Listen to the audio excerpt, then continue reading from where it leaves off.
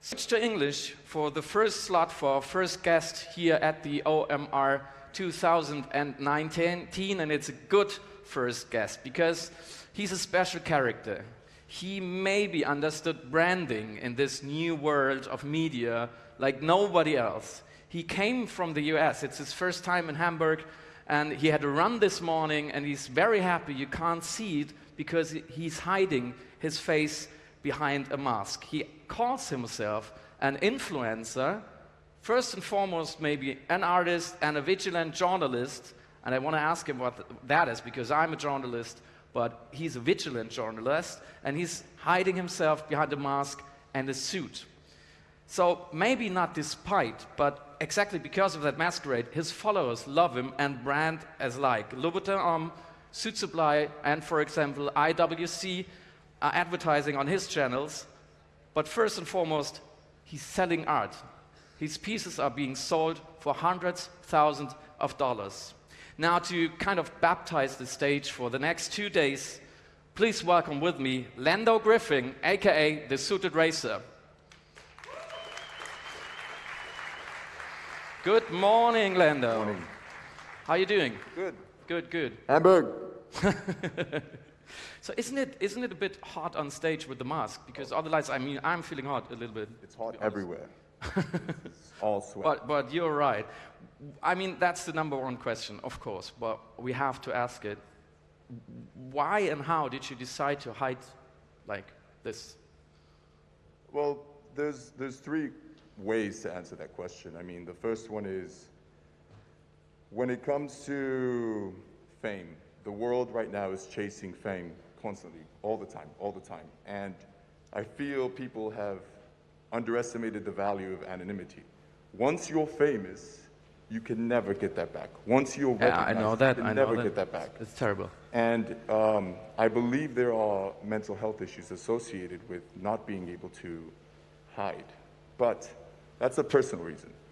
When it comes to the work, I think one of the funnest things that I've had happen yet so far is every time I talk to someone, every time I talk to a man, they always think that I am what they are. So whether it is a white man, a black man, a brown man, they all think, I know. And I like them being able to assign their projections onto whatever the heck. So you're trying to be a blank canvas for them, so they can identify whatever they want.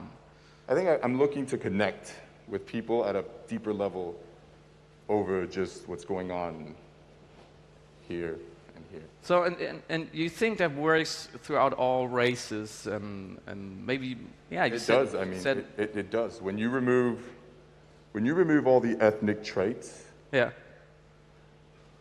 then I know, because I interact with my followers on a daily basis, from all over the world. They all just connect with me.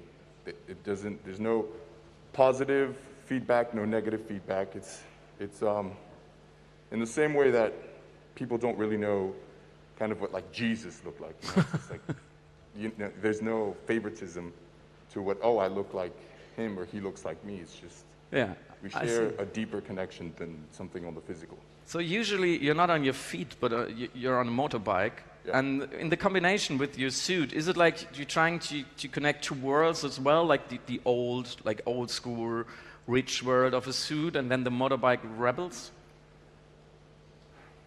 No, I think suiting used to be something part of the aristocratic crowd, yes, of course, but I think for me, suiting up represents a detail, it represents want, it represents wanting to, caring. That's what I think it means the most of. So it's innate to who I am. I've always been around it. I've always been around motorbikes. So I'm not trying to really juxtapose anything. It's just part of everything that I've been doing my whole life. I actually do less of it now because I try to stray from this when I don't have this on. I see. I see. I mentioned that you call yourself an influencer, of course, 150K followers and brands advertising with you. Of course, you're an influencer in that sense of the word, and an artist, of course, because you have your drawings, you sell them, and a vigilant journalist. What does that mean exactly? Yeah.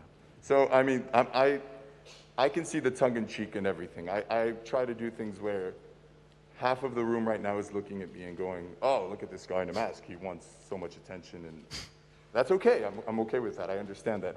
I understand the irony behind Instagram, the fantasy of it, the fictionality of it. So I understand the perception of me being an influencer, but I also understand how annoying that can be in the world. So for like, you know, this is just me having some fun. Trust me, I'm an influencer. Yeah. But when it comes to vigilante journalism, at heart, I'm a storyteller. That's what I like to do. I think artists are storytellers. I think any artist that has any kind of success will have the ability to influence. So because we live in this world where social media has become this monster, it's about, immediately, it's, oh, you're an influencer because you can influence. Vigilante journalism is a nod to the fact that the world of information has created the world of misinformation. So I'll give you an example of what that means. Last year, right before the World Cup launched, I created a website called FIFAWorldNews.com. It was available. So I registered the website, created the entire website, used 30 real articles, put them on the website, and inserted one fake article. And it said, in diplomatic efforts, Russia commissions American artist Lando Griffin, suited racer, to redesign the mascot. Yeah. I put $150 on it in Facebook Yeah.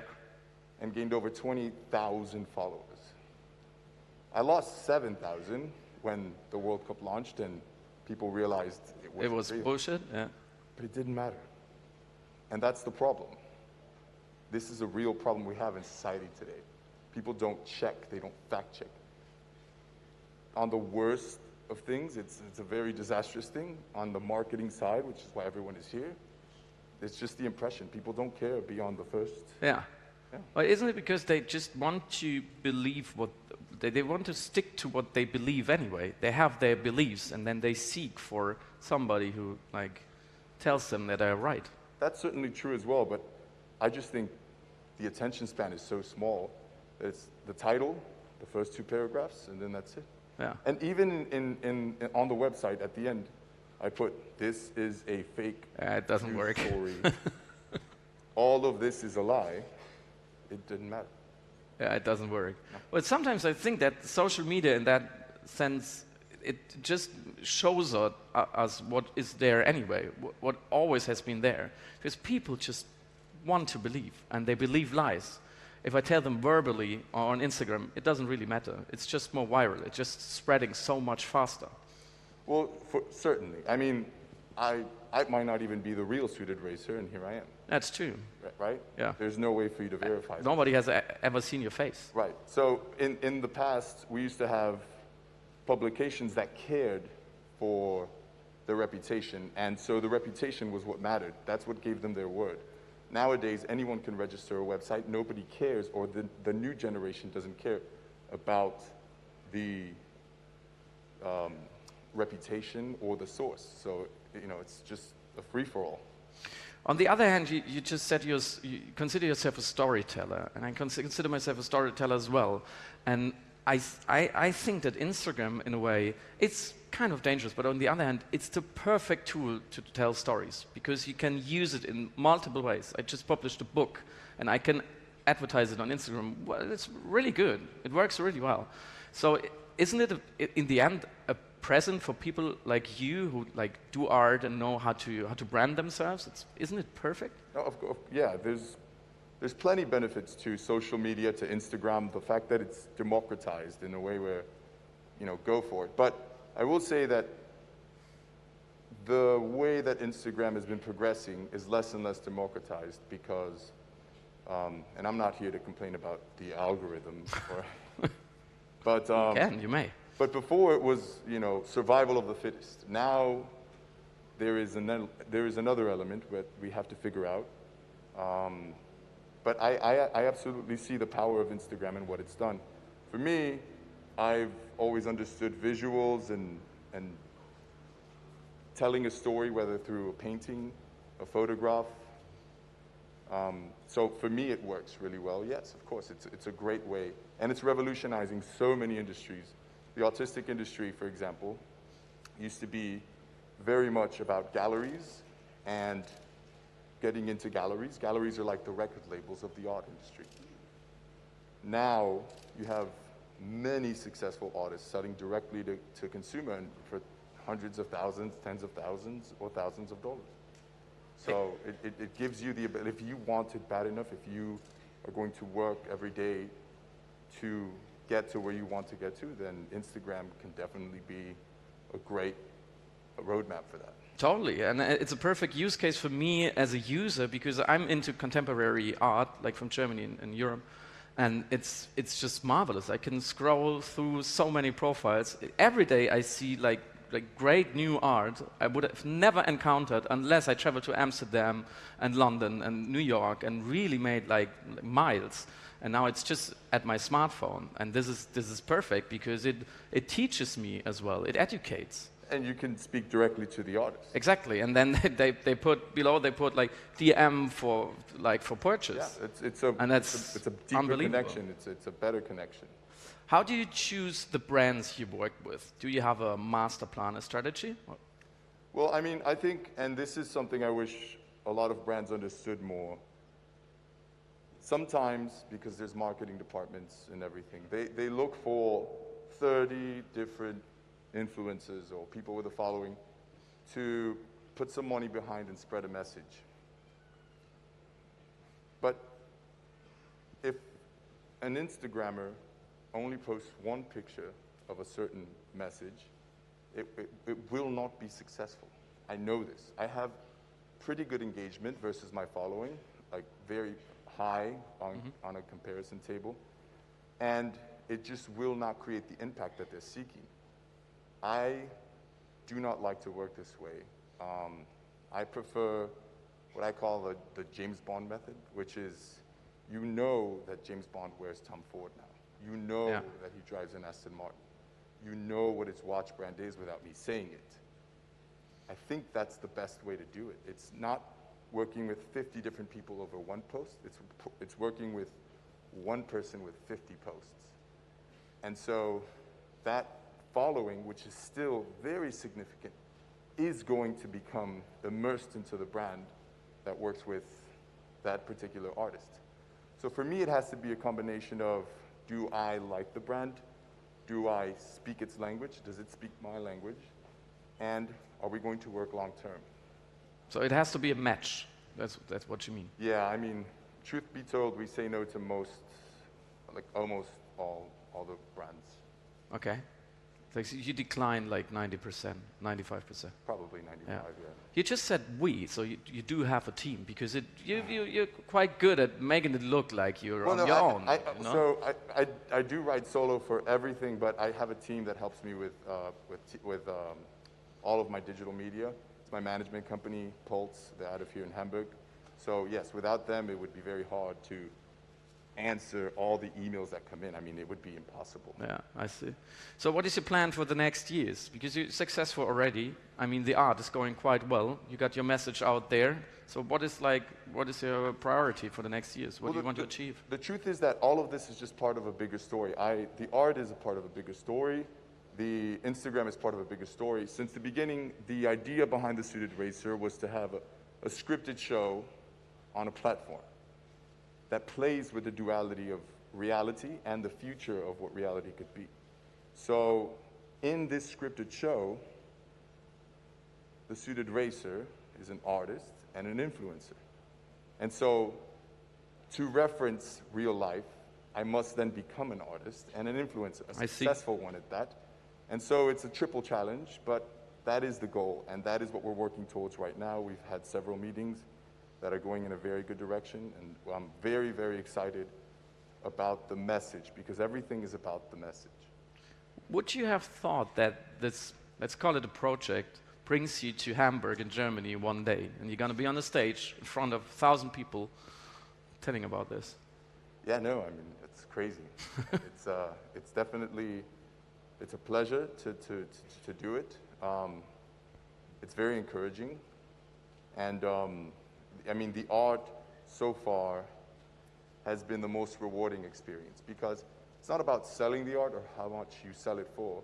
Time represents money, and people can love what you do, but when you make a piece of art and somebody pays for it, it's the ultimate compliment. You are trading your time It's true. for my work. It's not really the money itself. It's that you care, you like it so much that you are willing to trade that. And no, I mean, I have to build what I really want to build, which is the show. In my mind, I said, I have to be a successful artist, a successful Instagrammer, 2 totally different careers, so that the show can be what it will be Yeah, I see. when it comes out. Yeah. And I mean, you try, you go on it, and you go, all right, let's try this. Let's give this a shot. But you never anticipate when it's going to happen, how it's going to happen. You just keep going and going and going and going, and hopefully, you know, goes on. One day it happens. Yeah. So, just to be honest, Yeah. how many times you put on that mask and the helmet and the suit and you hated yourself for creating that kind of character that makes you wear a mask and all that stuff all the time? Well, you could, your life could have been easier, couldn't it? for sure, yes. I mean, I could be just seeing everyone breeze on my face right now. I think it's there's pros and there's cons. So what is very exciting is when I have this mask on and I'm walking around and people do know the project, the amount of attention is baffling, and it's great, it's fantastic. I do like the idea, or I do like the privilege that I've created in going home, taking it off, and then going to have a coffee by myself, uninterrupted, especially in New York. So we're gonna have a coffee later, you without the mask. I have, like- Do you show your face sometimes, like backstage, at least? No. Okay, never. After this, I have several other meetings lined up, so I will not take this mask off until 6 p.m. tonight. Okay. Yeah, it's commitment. It's a But- tough job. Well, I mean, again, when you think about what it is that you want to do, you just have to kind of go for it. And, Dedication. yeah, I mean, it is what it is. It's as comfortable as can be. I mean, you know. Oh, let's put it like that. I do admire you, but I don't envy you. Is that okay? Because when backstage, when he stood there waiting for his turn, and then Lena Gerke showed up, she came in, she was like, oh. So that's a reaction you get sometimes, and people don't know you. They're like, oh, what's that? All the time. I mean, some people get scared. Yeah. And that's okay. Little kids. And some people scoff, and that's okay. You know, So I hope you don't scare too many people at the OMR. Thanks very much, Lando, thank you very for the much. talk. Yep. Have a great time. Appreciate it. We do a short break, eine kurze Pause, dann ist Lena Gerke hier. Bis gleich. After you.